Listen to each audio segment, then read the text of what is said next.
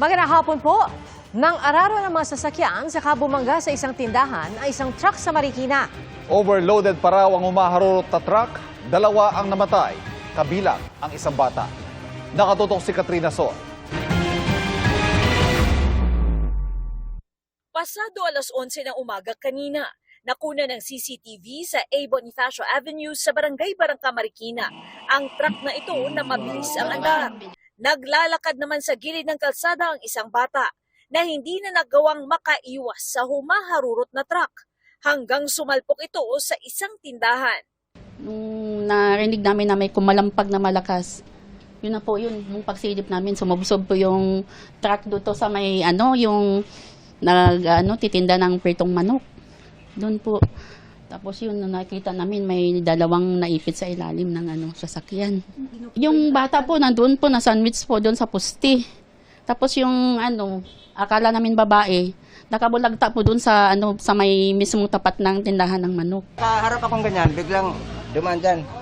Ang bilis.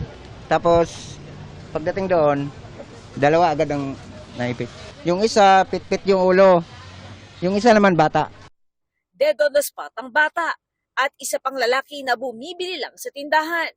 Yung bata, nagulungan, putol ang braso, hita. Yung lalaki rito na namimili ng nabibili niya, pisak yung ulo.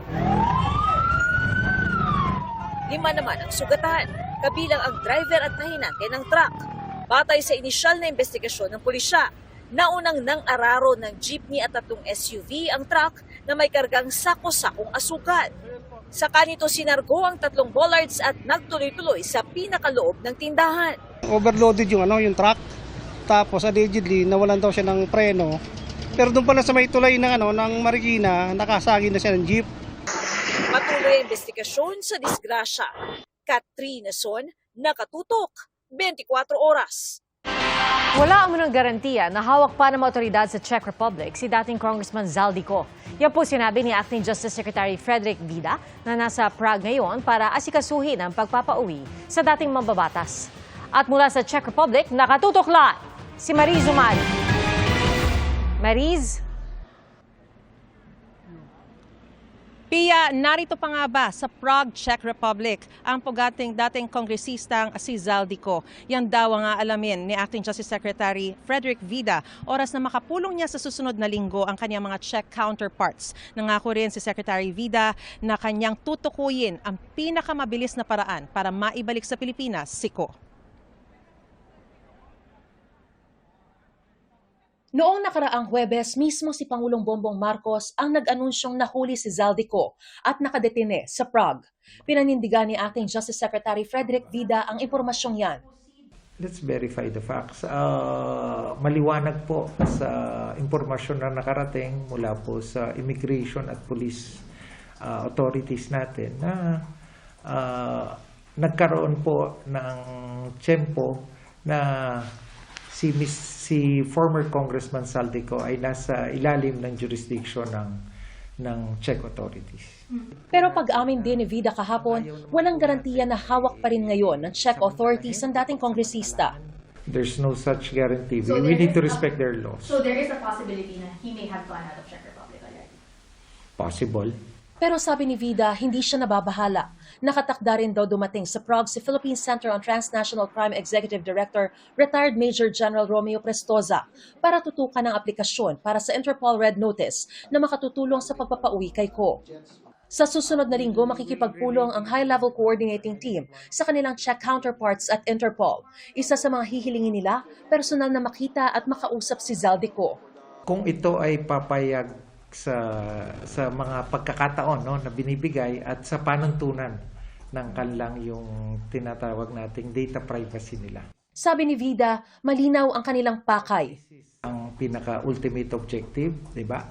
Kailan at paano maiuwi ang akusadong si former Congressman Zaldico? Paano natin mapapaliit yung mundo? Do you aim to be escorting him back home to the Philippines once you return to the Philippines on the 30th? I need to check with law enforcement parameters, with the law enforcement parameters, with law enforcement agencies.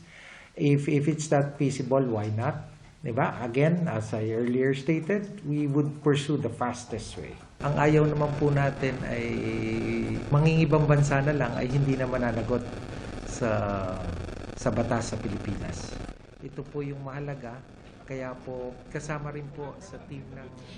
Pia, may mga ilang pulong pa si Secretary Vida ngayong Sabado, kaugnay naman daw sa ilang mga law enforcement concerns. At bukas naman, Linggo, ay magsisimba raw siya para makita rin, bukod sa magdarasal, ay para makita rin ang ilang mga Filipino churchgoers dito sa Prague. At syempre, bibili rin daw siya at mag-uuwi ng imahe ng Santo Niño na patron dito sa Prague. At yan ang pinakasariwang balita mula pa rin dito sa Prague, Czech Republic. Balik sa iyo, Pia. Maraming salamat, Marie Zumali. Nawala ng hanap buhay ang marami nagtitinda sa dating Commonwealth Market na nasunog kanina madaling araw. Ang sunog umabot sa ika-5 alarma. Nakatutok si Bea Pinlac. Bangungot na sunog ang bumulabog sa mga tindera sa Bonbon Market na dating Commonwealth Market sa Quezon City pasado 2:30 ng madaling araw kanina. Marami sa kanila nagkumahog isalba ang paninda habang mabilis na nilamon ng apoy ang malaking bahagi ng palengke. Ang iba, halos wala nang nailigtas. Siyempre mahirap. Tulala, nanginginayang saan kami lilipat. Ang hirap po. Hindi namin alam kung paano kami mag-uumpisa ulit. Automatic po yan, malulugi po kami ngayong araw na to. Umabot sa ika-5 alarma ang sunog na nirespondehan ng halos 60 truck ng bombero at fire volunteer. Ayon sa Bureau of Fire Protection, nagsimula ang sunog sa imbakan ng frozen meat at kumalat hanggang second floor ng palengke. Puro dry goods po, ukay-ukay ang karamihang laman. Doon po nahirapan tayo na mag-apula. May mga kantin po sa loob.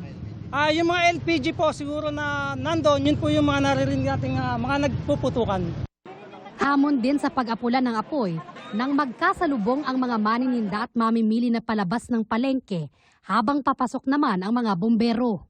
Yung mga paninda po nila nakaharang po sa daanan ng mga kabomberohan natin. Bea Pinlac, nakatutok 24 oras. Sinalakay ng mga otoridad ang isang compound sa Bataan kung saan binabago at pinapalitan ang tatak ng mga tangke ng LPG. Ang nabistong illegal na operasyon sa pagtutok ni John Consulta, exclusive.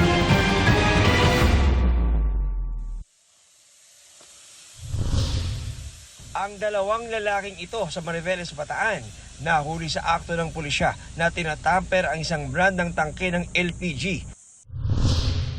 Nang mapasok ang compound, tumambad sa mga operatiba ang halos 1,000 tangke ng LPG na pinilitan na ng kulay. Ayan, pinapalit nila Tumambad din ang mga grinder, talim at iba pang gamit sa pagtatamper ng mga tangke. Tampering plate. Opo, sir. Kumukuha sila ng mga ibang tangke, no? Eventually, yung mark, binubura nila, binatatakan nila nung tatak nila, then yung pintura, pinapalitan nila. Hindi nga naman mahalata na galing pala dun sa kakumpetensya niya yung LPG tank na yun. Ayon sa PNP, base sa guidelines ng Department of Energy, mahigpit na pinagbabawal ang tampering sa mekanismo ng tangke ng LPG dahil maaaring makompromiso ang kaligtasan ng mga gagamit ito. Kinasuhan ng paglabag sa LPG law at trademark infringement law ang mga may-ari ng establishmento. Sinisika pa namin makuha ng pahayag ang 5 inaresto. After investigating yung mga nahuli nating 5 tao, baka may makuha pa tayong ibang information regarding their operation para mahuli na rin. John Consulta, nakatutok 24 oras. Lumaki pa ang inaasahang rollback sa diesel sa susunod na linggo. Sa pagtaya ng oil industry sources, hanggang 11 pesos ang posibleng tapya sa kada litro ng diesel. Posible namang walang paggalaw sa gasolina o kaya madagdagan ng 95 centavos hanggang 2 piso kada litro. Samantala, mahigit 21,000 metriko tonelada ng liquefied petroleum gas o LPG mula sa Amerika ang nasecure ng Energy Department. Sa May 20 hanggang May 31 ang inaasahang delivery ng imported LPG. Dahil po sa tindi ng init ngayon, pinayuhan ng Pag-asa ang publiko na umiwas sa matining araw at uminom ng maraming tubig para maiwasan ng heat stroke. At may iba't ibang paraan naman ng pagpapapresko ang ilang Pinoy. Nakatutok si Jamie Santos. Sa tindi ng init, tumapat sa binubugang hangin ng exhaust ng gusaling ito sa Quezon City para makapagpapresko. Sa mga namamasyal naman sa Quezon Memorial Circle, instant ginhawa ang hatid ng mga ikinabit na misting system gamit ang filtered water. Mas nawawala po yung init, yung sobrang init po, mas nalalesen. Lublub galore naman ang mga taga-barangay Malanday, Marikina sa kabi-kabilang inflatable pool na bahagi ng kanilang taunang Lubluban Festival. Kasi po mainit. Okay naman po, masaya. Lumublob na! Kaya lang kulang pa ng tubig! Sa Lawag City, ginawang swimming pool ng magbabarkada ang isang pick-up. Habang sa Dilasag, Aurora, tuwang-tuwa ang mga bata sa pagtampisaw sa irrigation canal na ang tubig galing pang bundok. Kanya-kanyang paraan na ng pagpapapresko ang mga Pinoy sa pagtindi ng init ngayon. Batay sa forecast ng Pag-asa, mahigit 10 lugar sa bansa ang nasa danger levels o nasa 42 hanggang 51 degrees Celsius ang heat index o damang init. Posible yang magdulot ng heat cramps at heat exhaustion at ang patuloy na pagbababad sa init ay maaring mauwi sa heat stroke. Kahapon, 46 degrees ang naitalang damang init sa Dumangas, Iloilo. Payo ng Pag-asa sa publiko, umiwas sa matinding araw at uminom ng maraming tubig. At kung maaari, limitahan din ang oras sa labas. Huwag tayong masyadong mag-expose sa masyadong sikat na araw, lalo na sa mga oras na mula alas 11 hanggang 3 o'clock ng hapon. Sa Zamboanga City, na nasa 41 degrees Celsius ang damang init kahapon, iigsi sa 10 oras at tuwing every other day o tuwing makalawa na muna ang supply ng tubig ng kanilang water district simula sa Lunes. Bumaba raw kasi ang water supply dahil sa matinding init. Jamie Santos, Nakatutok, 24 Oras. Tumaob sa gitna ng dagat sa Matnog, Sorsogon ang bangkang yan na may 13 sakay. Nailigtas naman sila ng mga otoridad. Base sa investigasyon ng PCG, hindi dumaan sa Tourism Office ang mga turistang sakay ng bangka. Hindi rin daw otorisado ang bangkang sinakyan nila. Sa Bohol, 7 ang nailigtas na lumubog din ang sinasakyan nilang motor bangka. Walang naiulat na nasawi o nasugatan sa insidente. Patuloy namang inaalam ng mga otoridad ang sanhi ng paglubog. Nagkasa ng anti-drunk driving operation ng LTO at pulisya sa ilang lugar sa Quezon City. 6 ang hinuli kabilang isang lasing na tinakasan ng sumitang enforcer. Nakatutok si Bea Pinlac.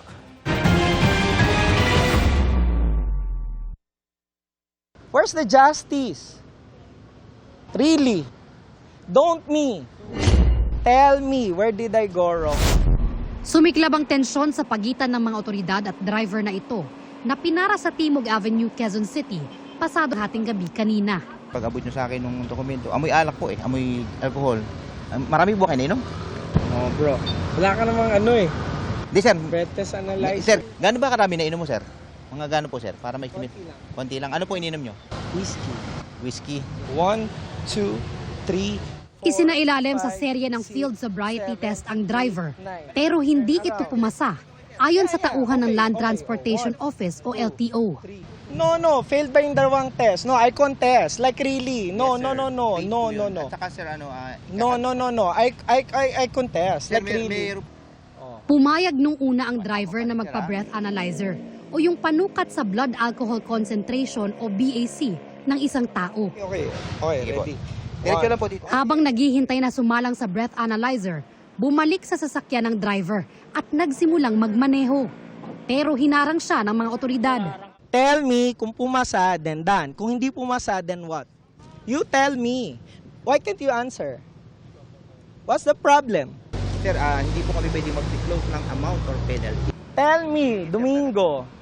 What's the maximum penalty? Dapat alam niya, kung hindi ka papasa, eto, bam, di ba? O sige, mag-antayin tayo hanggang bukas. Tumanggi na kalaunan ng driver na sumailalim sa breath analyzer. Tinalikuran na niya ang tauhan ng LTO. Pumasok sa sasakyan at nagmaneho paalis. 2 sa mga kasama ng driver naiwan pang nakikipag-usap sa mga otoridad. Kakaharapin po niyang kaso ay administratibong kaso sa LTO kasi po tinakbuhan po niya yung nag-alcohol breath analyzer test po sa kanya. Pinag-aaralan pa po namin yung mga posibleng maikaso doon sa driver po na tumakas po kanina.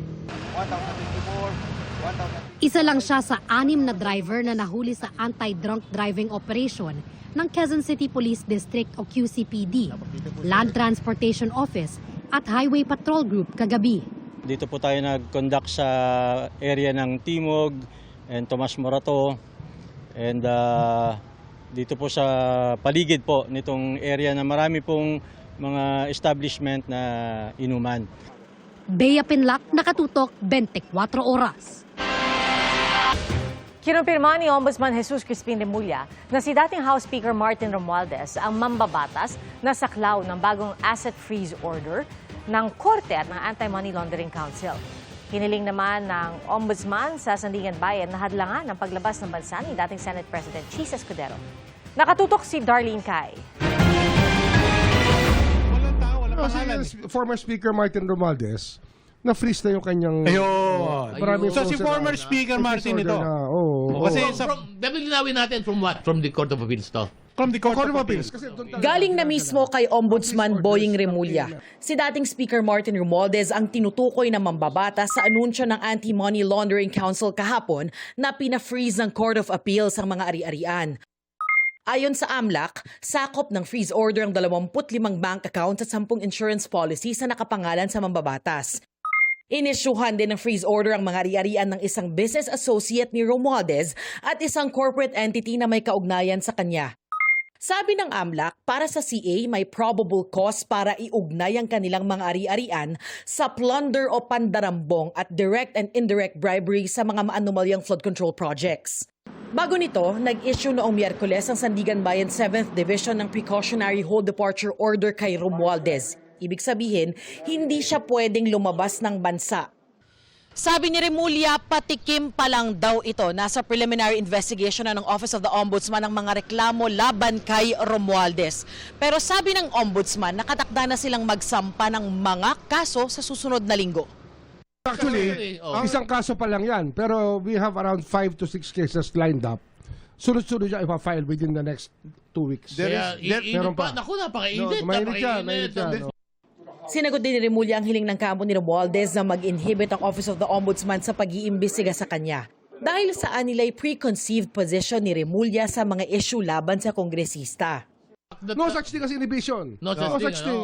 Basahin nyo kasi yung sabi ko sa abogado, nagsasabi niyan, baka absent ka nung tinuturo yan, go back to law school.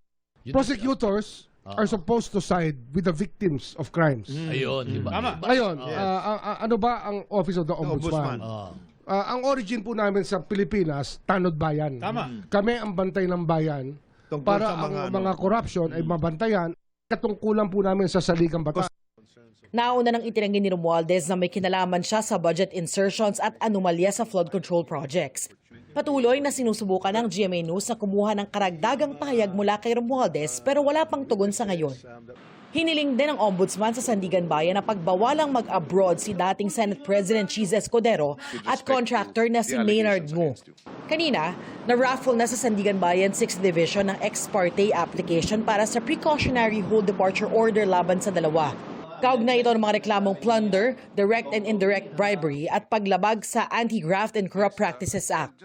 Ang kampo ni Escudero nagsabing magpapadala raw sila ng statement pero wala pa silang ibinibigay sa ngayon. Nauna nang itinanggi ni Escudero na may kinalaman siya sa mga anomalya sa flood control projects. Sinusubukan din ng GMA News na makuha ang panig ni Ngu pero wala pa siyang tugon sa ngayon. Darlene Cai, nakatutok, 24 oras. Are the wedding bells ringing para kay Bea Alonzo at kanyang non-showbiz fiancé? The question still stands matapos niyang umaten sa isang event kung saan kapansin-pansin ang kanyang glowing aura. Makchika tayo kay Athena Imperial. Blooming in her simple yet classic neutral dress si Bea Alonzo sa dinaluhang event kagabi sa Parañaque City. All eyes ang lahat ng rumampa si Bea na game ding bumati at nakipag-selfie pa sa mga nag-abang na fans. Kwento ni Bea, busy siya ngayong summer. Lalo't magbabalik teleserye soon, kasabay ng kanyang 25th year sa showbiz. Kahit busy sa trabaho, gusto pa rin daw ni Bea na ma-enjoy ang tag-init, kaya plano niya ring magsingit ng beach trip. No, concrete plans yet. So I haven't gone to the beach in a while. Medyo matagal na yung huli ko. So, I really am looking forward to going back. Isang buwan mula nang kumalat ang impormasyon online tungkol sa umano'y marriage bans ni Vincent Co at Philbert Angeli Ranolio na tunay na pangalan ni Bea, nagtanong kami tungkol dito. Pero tumanggi muna siyang sumagot. Mula nang mapaulat na in a relationship sa negosyanteng si Vincent Co, naging very private na rin si Bea sa pagbibigay ng detalye sa kanyang love life. Athena Imperial updated sa Showbiz Happenings.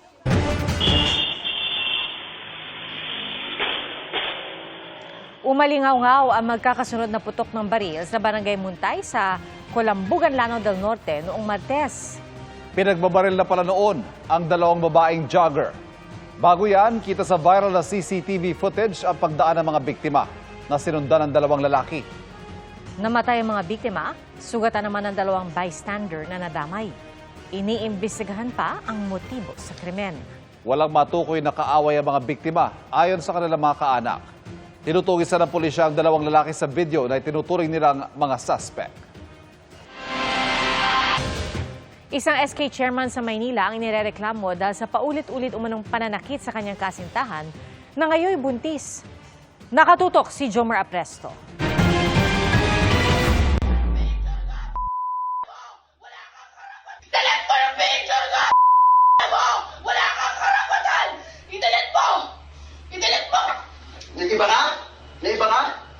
Kita sa cellphone video ang pananakit ng isang lalaki sa isang babae habang nasa loob ng isang bahay sa Antipolo City noong nakaraang taon. Ang lalaki sa video, SK chairman pala ng isang barangay sa Sampaloc, Maynila.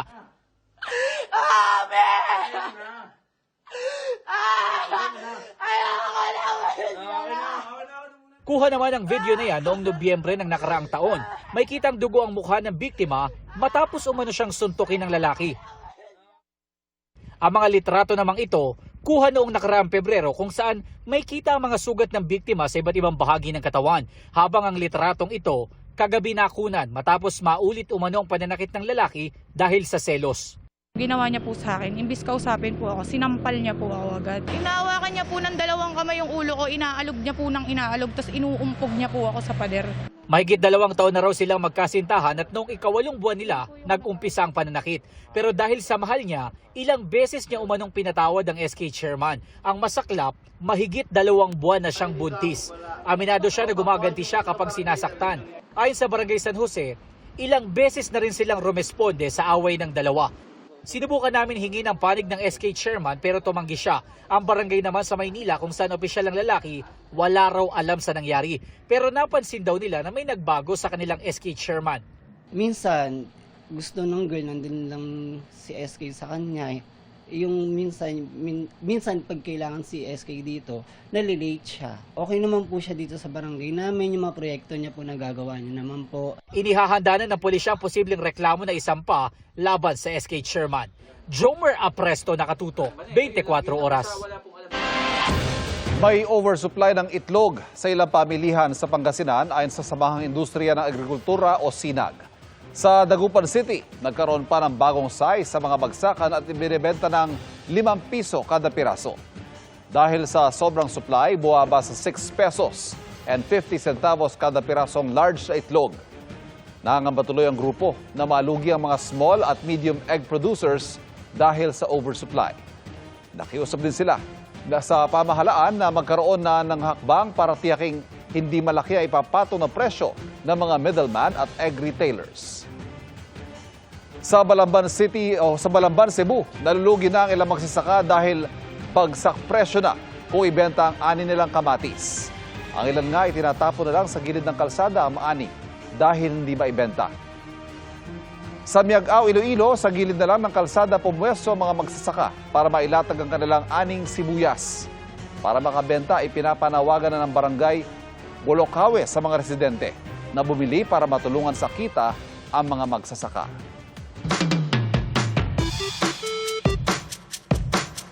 Naranasan nyo na rin ba yung kahit ang tagal mo nang nakaahon sa dagat, pakiramdam mo ay humahampas pa rin ang alon? Kung bakit at paano ito nangyayari, ipapaliwanag sa atin ni Kuya Kim. Kuya Kim, ano na? Tuwid na hit ay tag-init. Marami sa atin nagbe-beach. at ang mga wantusawang nakababad sa dagat. Relate sa videong ito na pinost ng content creator na si Leo, aka Dong TV. Yung kahit nakauwi ka na't lahat, pakiramdam mo, inahampas ka pa rin ng malalakas na alon at para ka pa rin nagsiswimming. Bakit nangyayari ito? Kuya Kim, ano na? Ang tila hampas ng alon na iyong nadarama pagkatapos mo mag-swimming ng matagal sa dagat ay dahil nahihirapan ang ating utak mag-adapt sa change of motion. Sa loob ng ating tenga, matatagpuan ang tinatawag na vestibular system na siyang nagkokontrol sa ating sense of balance at motion. Kapag tayo nasa tubig at paulit-ulit na nahahampas ng alon ng ating katawan, nasasanay ang ating vestibular system sa tuloy-tuloy na motion. Kapag tayo naman ay aahon, nag-a-adjust pa ito pabalik sa normal. Kaya kahit nakatayo ka na sa lupa o nakahiga ka na sa iyong kama, nahihirapan pa rin bumalik ang ating utak sa state of stillness. Kaya pakiramdam mo tila nagsiswimming ka pa rin sa maalong dagat. May tutulad ang sensation na ito sa MDDS o Mild Debarkment Syndrome. Sa Ingles, Sickness of Disembarking or Disembarkation. Isa itong rare vestibular disorder kung saan ang pakiramdam mo ay gumagalaw ka kahit hindi naman. At kung madalas mangyari ito o di kaya ay matagal mo itong nararanasan, mas mabuting magpatingin sa doktor. Laging tandaan, importante ang may alam. Ito po si Kuya Kim at sagot ko kayo, 24 oras.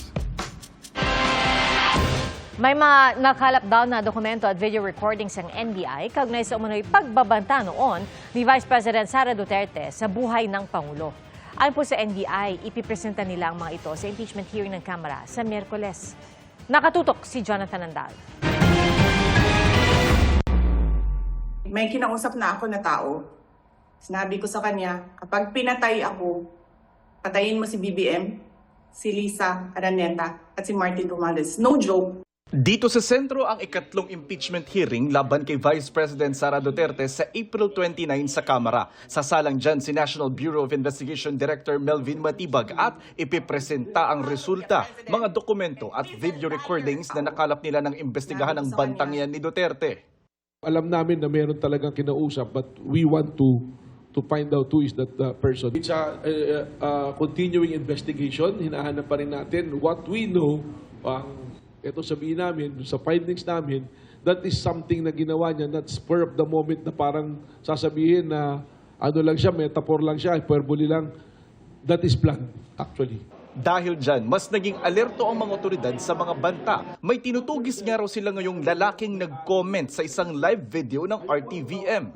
Meron po the other day, habang naka-live yung event, nagsasalita si Presidente, post ng COVID doon, nabarilin na yan. Once we get him, charges will be filed. Sabi ng NBI, submitted for resolution na ang sinampan nila sa DOJ noong 2025 na reklamong grave threats at inciting to sedition laban sa bise. Nauna nang sinabi ng bise na maliciously taken out of context ang kanyang mga pahayag. Gate pa niya noon, walang ebidensya na magpapatunay na may ginawa siyang inciting to sedition at grave threat. Si Congressman Joel Chua, miyembro ng House Justice Committee, may nakikitang dalawang grounds ng impeachment sa umunay pagbabanta ng bise sa Pangulo, culpable violation of the Constitution at betrayal of public trust. Kung tuluyan anyang makonvict sa impeachment si Duterte, dalawa ang magiging parusa, matatanggal ito sa pwesto at hindi napapayagan pang makahawak ng posisyon sa gobyerno. Pero tinanong si Chua, paano kung mag-resign ang bise bago matapos ang buong proseso ng impeachment? Hindi po mag-aabsuelto sa kanya sa pananagutan dahil meron po rin nakaumang sa kanyang kaso sa ating Office of the Ombudsman. Pero once na siya po ay nag-resign, gugulong na po ang batas. Sinagot din ni Chua ang pag-question ng abogado ni Duterte na si Attorney Michael Poa kung bakit isinasama pa sa impeachment hearing ang SALE ni Duterte noong 2007 kung kailan hindi pa siya vice-presidente. Kasi ill-gotten wealth So, siyempre, titignan po ninyo yung history. From the time na siya po ay unang naging public official, magkakano ba yung kanyang dineclare na ari-arian? Sabi ni Chua sa April 29, kapag natapos ng sumalang ang NBI at wala ng miyembro ng Justice Committee na magtatanong, pwede na rin nilang pagbotohan kung may probable cause ba ang impeachment complaint laban kay Duterte. Jonathan Andal, Nakatutok, 24 oras. 2 patay at 3 ang pinaghahanap matapos matrap sa isang tunnel sa Panabo City, Davao del Norte. Pinaniniwala ang treasure hunters ang mga biktima. Bangkay na ng matagpuan kahapon ang 2 sa kanila. Sa ngayon, itinigil na ang retrieval operation sa mga nawawala. Ayon sa Bureau of Fire Protection, lubhang mapanganib para sa responders ang tunnel dahil sa banta ng mga delikadong gas gaya ng ammonia at carbon monoxide. Nagpapatuloy po ngayong araw ang pamamahagi ng 5,000 pisong fuel subsidy sa mga taxi driver. Ang KLTFRB Chairman Attorney Vigor Mendoza II, naging mas mabilis at maayos ang pagkuha ng ayuda. Mahigit 1,000 taxi driver naman ang nakatanggap ng ayuda. Nakatanggap kahit ang mga taxi driver na hindi na isama sa naunang listahan.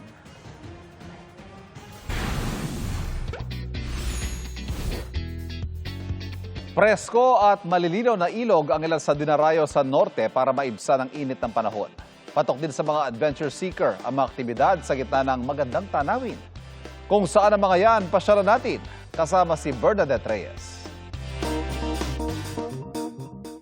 Adventure ba ang iyong hilig? Tiyak na mag-enjoy ka sa challenging na pasyalan at tanawing kaibig-ibig. Sa Bantayan, Ilocos Sur, patok sa mga adrenaline junkie ang Ilocos Sur Adventure Zone na may samot-saring activity. Gaya ng mala roller coaster na zipline, wall climbing, paglambitin sa kanilang rope courses at pagbike sa ere. May relaxing view pa ng mga bundok at Abra River. Matapos pagpawisan, mag-side trip naman sa Vigan. Binuksan na ng Ilocos Sur Provincial Government ang Mira Hills 1 Ilocos Sur Water Park. Iba't ibang pool ang pwedeng languyan ng buong pamilya at barkada. May malawak na wave pool, may raging river at water slides na umiilaw. Be one with nature naman sa preskong Dupinga River sa Gabaldon, Nueva Ecija. Perfect mag-swimming sa malinaw na tubig ng ilog at IG-worthy din ang man-made falls. Pwede ring tumawid sa Calabasa Picnic River na napapaligiran ng bulubunduki ng Sierra Madre. May maaarkila ring mga cottage na pasok sa budget. O, saan tayo sa susunod na pasyal o food trip? I-share nyo sa 24 Oras Weekend page ang inyong travel at food adventures. Bernadette Reyes, Nakatutok, 24 Oras.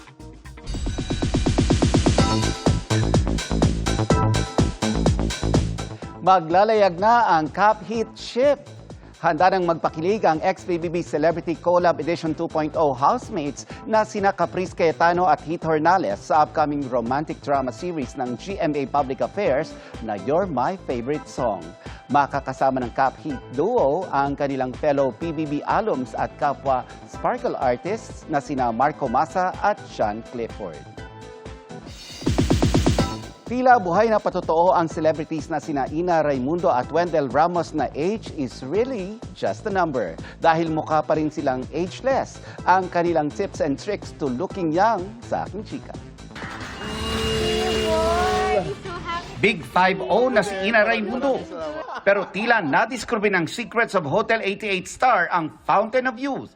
Dahil wala halos nagbago sa itsura niya noong 90s kung kailan siya nakilala bilang isa sa mga Sabado Nights girl. I'm very mindful now of what I do, and also, I'm not drinking for now. 115 days alcohol-free ako. Congratulations. You know, I didn't do this because I'm an alcoholic. I'm not an alcoholic. It's because every time I would drink once in a blue moon, yung hangover, alam mo yung, I hate it. Right. I'm so healthy, biglang I feel sick. Fitness inspo rin si Wendell Ramos na mapapanood sa upcoming Kapuso boxing drama series na Kamao. Susi raw sa kanyang fitness journey ang disiplina sa diet at pag-workout. Wala namang overnight na diet, walang overnight na magiging ganito kagad yung itsura mo. It's all about sabi ko mas malalim na na purpose, no. And mahirap pero I'm enjoying it. Mas mahirap kasi para sa akin yung bawal ka na ng ganito. So ngayon wala pa naman akong bawal, inunahan ko na. And that's my chika this Saturday night. Ako po si Nelson Canlas. Pia, Ivan? Umaani po ng mga medalya ang mga atletang Pilipino sa 6th Asian Beach Games sa Sanya, China. Buwan naman ang medalya, bronze medal ni Jenna Kayla Napoli sa Women's Jiu-Jitsu 50 kilograms division noong Huwebes. Unang ginto naman ang iuwi ni Alexandria Luz Enriquez mula sa Women's Jiu-Jitsu Newaza 63 kilograms division. Dalawang Pinay naman ang nagharap sa finals ng Women's Jiu-Jitsu 57 kilograms division. Si Annie Ramirez ang nagwagi ng gold medal, habang silver medal naman ang nakuha ng nakalaban niyang si Emily Rosalyn Thomas. Umarangkada rin ang galing ng Pilipinas sa beach athletics kung saan naka-gold medal si Leonard Grospe para sa high jump. Habang bronze medal naman mula sa women's 60 meters ang nasungkit ng sprinter na si Jessica Rose Lawrence.